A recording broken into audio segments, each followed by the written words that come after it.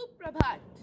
Dhanbad public school main branch आपके लिए ये कहानी P N Panicker national reading mission movement के हिस्से के रूप में लाया है, जो पूरे देश में 300 मिलियन अंडर प्रिविलेज्ड पॉपुलेशन के बीच रीडिंग एंड डिजिटल रीडिंग के संदेश के रूप में 2022 तक पहुंच सके।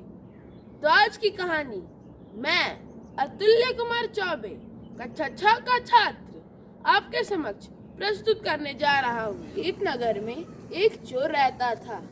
वह वृद्ध हो गया था।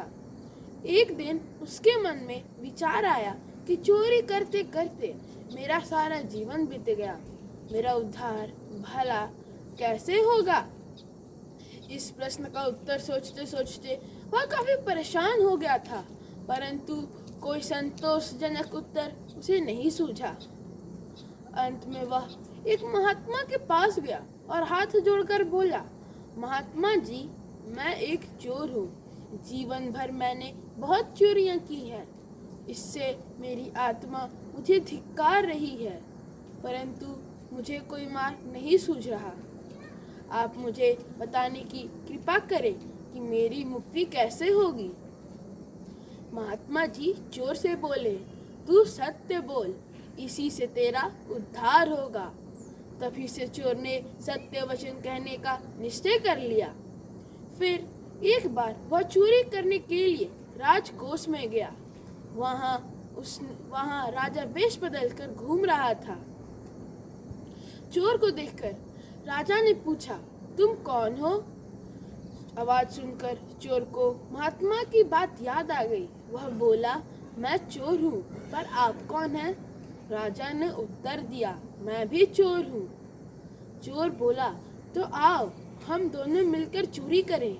चोर राजा को राजकोष के बाहर खड़ा करके स्वयं अंदर चला गया। थोड़ी देर बाद वह बाहर आया और राजा से बोला, मुझे राजकोष में 3 रत्नहार दिखाई दिए थे। उनमें से एक रत्नहार मैं अपने लिए लाया हूँ और दूसरा तुम्हारे लिए। यह कहते हुए चोर ने एक हार राजा को दे दिया और दूसरा स्वयं लेकर अपने घर चला गया। दूसरे दिन राजा राजकोष में गया। वहाँ उसने एक रत्नहार देखा। वह चोर के सत्य वचन कहने से बहुत प्रसन्न था। उसने विचार किया, क्यों न मैं अपनी मंत्री की परीक्षा लेकर देखूं।